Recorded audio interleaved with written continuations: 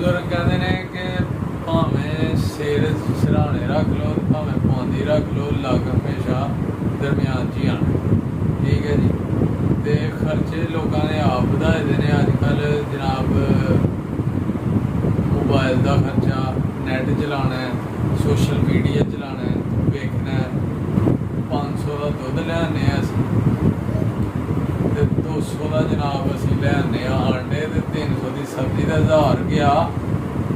1000 ਰੁਪਈਏ ਦਾ ਖਰਚਾ ਹੋ ਗਿਆ ਮਹੀਨੇ ਦਾ ਜਨਾਬ। 30,000 ਤੇ ਇਹੀ ਹੋ ਜਾਂਦਾ ਖਰਚਾ। ਠੀਕ ਹੈ ਜੀ। ਤੇ ਬਾਕੀ ਖਰਚੇ ਬਿਜਲੀ ਦਾ ਬਿੱਲ, ਆਪਣਾ ਗੈਸ ਦਾ ਬਿੱਲ, ਐਡੇ ਬਿੱਲ, ਤੇ ਜਨਾਬ ਕਿੰਨੇ ਖਰਚੇ ਵੱਧ ਗਏ ਸਾਡੇ। ਤੇ ਜਨਾਨੀਆਂ ਹੁਣ, ਪਹਿਲੇ ਜਨਾਨੀਆਂ ਹੁੰਦੀਆਂ ਰਹੀਆਂ ਨੇ ਬੰਦਿਆਂ ਦੇ ਨਾਲ ਕੰਮ ਕਰਦੀਆਂ ਰਹੀਆਂ ਨੇ, ਸਾਵਾਂ ਮਿਹਨਤ ਕਰਦੀਆਂ ਰਹੀਆਂ ਨੇ।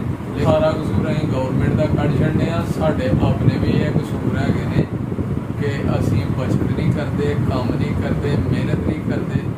ਤੇ 10 ਮੁਰਗੀਆਂ ਰੱਖੀਆਂ ਹੋਣ, 5 ਆਂਡੇ ਜਨਾਬ ਵੇਚੋ ਤੇ 5 ਆਪ ਘਰ ਖਾਓ। ਤੇ ਇੱਕ ਮੱਝ ਰੱਖੀ ਦੀ ਹੋਏ, 3 ਕਿਲੋ ਦੁੱਧ ਜਨਾਬ ਆਪ ਪੀਓ, 3 ਕਿਲੋ ਸੇਲ ਕਰ ਛੱਡੋ। 10 ਮਰਲੇ ਸਬਜ਼ੀ ਲਾਈ ਦੀ ਹੋਏ ਨਾ ਤੇ ਜਨਾਬ ਆਪ ਵੀ ਖਾਓ, ਗੁਆਂਢੀਆਂ ਨੂੰ ਵੀ ਦੇਵੋ, ਰਿਸ਼ਤੇਦਾਰਾਂ ਨੂੰ ਦੇਵੋ, ਤੇ ਬਾਕੀ ਬੰਦਾ ਸੇਲ ਕਰ ਛੱਡੇ ਤੇ ਬਚਤ ਹੋ ਜਾਂਦੀ ਹੈ। ਤੇ ਜਨਾਨੀਆਂ ਜਿਹੜੀਆਂ ਨੇ ਨਾ, ਉਹੀ 5 ਆਂਡੇ ਜਨਾਬ ਆਂਡੇ ਵੇਚ ਕੇ ਨਾ ਤੇ ਆਪਣੀਆਂ ਟੂਮਾਂ ਬਣਾ ਲੈਂਦੀਆਂ ਨੇ। ਤੇ ਕਿਸਾਨ ਦੇ ਖਰਚੇ ਜਿਹੜੇ ਨੇ ਨਾ, ਉਹ ਜਨਾਬ ਬਹੁਤ ਜ਼ਿਆਦਾ ਵੱਧ ਗਏ ਦੇ ਨੇ। ਕਿਸਾਨਾਂ ਨੇ ਆਪ ਵਧਾ ਲੈਂਦੇ ਨੇ। ਅੱਜ ਕੱਲ੍ਹ ਸੋਸ਼ਲ ਮੀਡੀਆ ਦਾ ਦੌਰ ਹੈ। ਇੱਕ ਜਨਾਬ ਬੰਦਾ ਇਹਨੇ ਤੇ ਉਹਨੇ ਜਨਾਬ ਡਰਾਈਵਿੰਗ ਕਰਨ ਡਿਆ ਦਾ, ਉਹਨੇ ਗਲਤੀ ਨਾਲ ਉਹਦੀ ਗੱਡੀ 'ਚ ਆ ਕੇ ਛਾਉਣੀ, ਫੌਜੀ ਦੀ ਛਾਉਣੀ ਜੀ ਕੱਢ ਮਾਰੀ ਉਹਨੇ ਰਾਤ ਨੂੰ।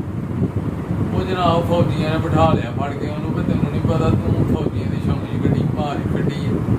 ਪੂਰੀ ਰਾਤ ਉਹਨਾਂ ਬਿਠਾਈ ਰੱਖਿਆ।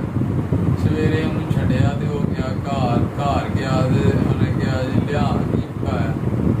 ਜਨਾਨੀ ਨੇ ਜਨਾਬ ਲੜ ਪਈ ਉਹਦੇ ਨਾਲ, ਲੜ ਪਈ ਤੇ ਉਹਨੇ ਨਾਲ ਬਿਠਾਈ ਆਪਣੀ। ਉਹਨੇ ਕਿਹਾ ਰਾਤ ਕਿੱਥੇ ਰਿਹਾ ਤੂੰ, ਇਸ ਵਜ੍ਹਾ ਨਾਲ ਜਨਾਨੀ ਲੜ ਪਈ।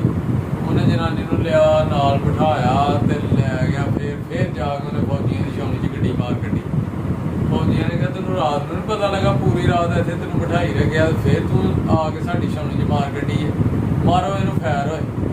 ਉਹਨੇ ਬੰਦੂਕਾਂ ਕੱਢ ਲਈਆਂ ਫੌਜੀਆਂ ਨੇ।